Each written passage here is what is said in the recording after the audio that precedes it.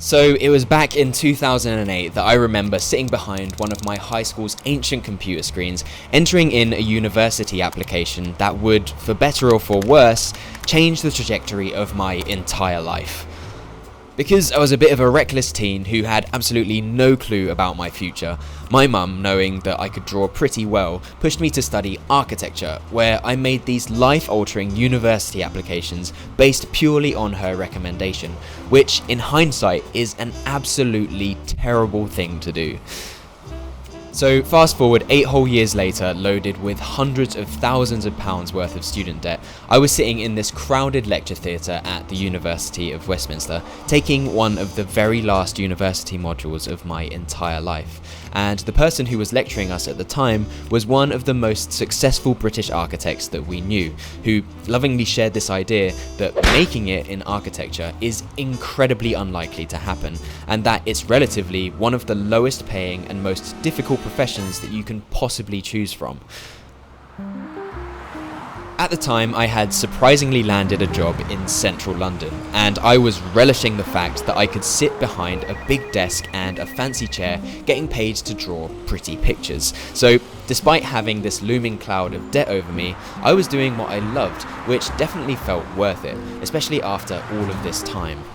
But then, after meeting my wife Nisha, we got married and moved into my tiny 300 square foot studio apartment, and unsurprisingly, the novelty of working in the city started quickly wearing off. I think it was probably at this point, sitting behind my tiny fold-up desk in our charming but cramped studio apartment, that my mind began to wander, and I really began to consider if life was really turning out how I genuinely wanted it to be. Not what society wanted or what my mum or friends expected of me, but what I really wanted. I was finding working in a medium-sized architectural practice to be incredibly stifling, as there just seemed to be way too much office politics and large egos involved, and I think this is what led me to the independent nature of photography and eventually this YouTube channel as a kind of creative outlet. And then after COVID hit, I had the opportunity to go full-time with this, so we moved in with my mum, mainly so that none of us would go completely crazy during the incredibly strict UK lockdowns,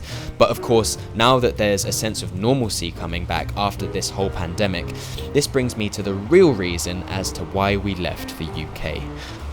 I'm gonna be really candid with you guys, but being a YouTuber doesn't actually pay as well as you might think. If you're interested to hear more about this, definitely let me know down in the comments, as this is something that I can probably go through on the channel, but I actually spend almost all of my time working on videos and almost no time on revenue creators like courses and merchandise. Now, I'm sure there will come a time where I can make courses that you guys want to see, and I'll probably be a little bit more comfortable financially, but for now, living in London specifically with a child is just way too expensive, especially as I'm the sole earner for our family. So as you can probably tell by now, this balcony isn't my studio space and this isn't London. And that's because after considering every other option available to us, we decided to move to Nisha's home city of Vancouver. Really, this came down mostly to the fact that Nisha can work here, as the UK just makes it ridiculously hard to transfer foreign qualifications. So, seeing as we can now split our time caring for our daughter, and Nisha can earn way better over here, this will allow me to have a little bit more freedom growing this channel and doing things like hiring an editor and creating additional content that you all will want to see. Also, I just want to say that when compared to suburban London, you get way more for your money in Vancouver. Don't get me wrong, it's still expensive here, but I remember when I was at uni, I was walking past these fancy apartment buildings in Surbiton with a really nice concierge at the bottom, and I was thinking to myself, man, one day I would love to live in an apartment like that. But here in Vancouver, that's actually a possibility, as it's almost standard in a lot of the buildings here, and you often also get tall ceilings, things like shared gyms, and incredible views of the mountains, all for the same money as something significantly worse in London. So really, this was a complete no-brainer for us. So right now we're staying with Nisha's equally awesome brother and his wife, and our new place that we're moving into is in exactly the same building as this one, just 4 floors above this very apartment, which is going to mean we can do things like eat and do grocery runs together, which is going to be incredibly cool. Of course, picking where you're going to live is a huge decision, and picking this place isn't something that we took lightly at all. So seeing as we'd already seen this building from the last time when we visited, it made it incredibly easy to sign a lease on our own place, and it's just minutes away from my wife's new job on public transport, which was probably the most important thing, as if working in London taught me anything, the amount of time that you waste on a work commute is absolutely brutal. I actually figured that I was wasting over 500 hours a year basically sitting on a crowded and uncomfortable train, which I was paying to do rather than being paid to do. So when finding a new place, you can actually save yourself a ton of time and money by picking somewhere that eliminates commutes.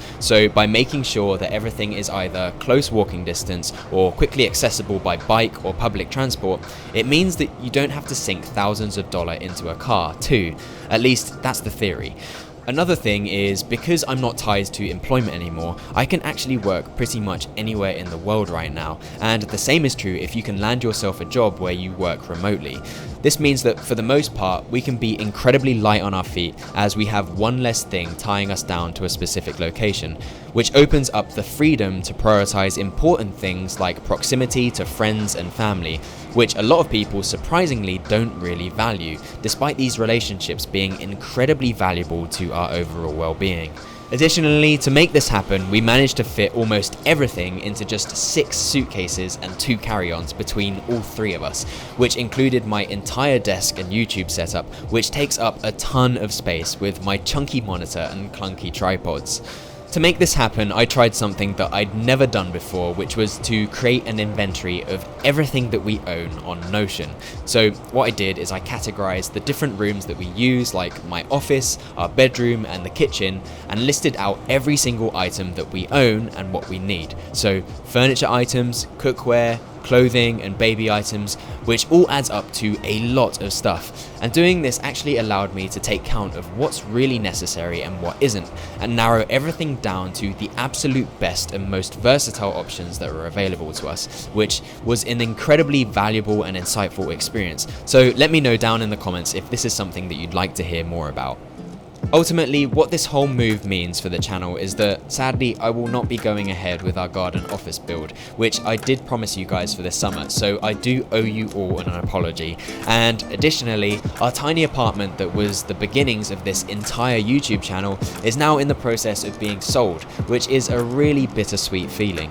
However, I know that this move is a pivotal opportunity for reinvention that we can definitely capitalize on, and I have a ton of exciting new content planned around our new apartment, which is going to need a completely new studio space that I'll be creating from scratch, as well as a renter-friendly design for the interior, which is actually going to call for some incredibly clutch collaborations that I've got lined up. And of course, because you guys seem to love it, I will be continuing my Architect Redesigns series, so remember that you can sign up to be in for the chance of having your own space redesigned using the link down in the description below. You can actually watch the extended edits to this series over on Nebula, which is accessible for free through a bundle subscription to CuriosityStream, who are the kind sponsors of this video.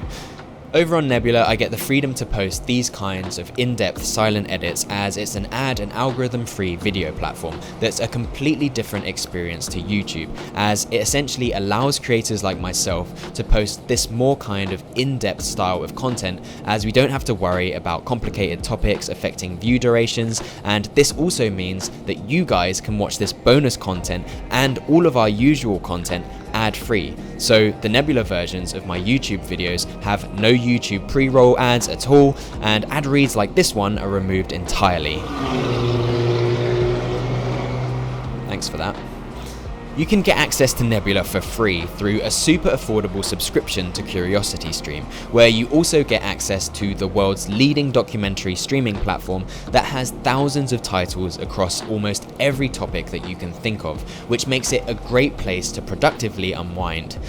This works out to be just $1.26 a month, with a 26% discount on this Nebula and Curiosity Stream bundle, using the link down in the video's description, which is like the equivalent of a couple of fancy lattes a year. However, unlike coffee, shows like Futuropolis and Catalyst provide actual entertainment and value through learning, and watching me and my fellow content creators' videos over on Nebula also helps to support us too. So if you haven't checked Nebula out, head on down to the link in the video description.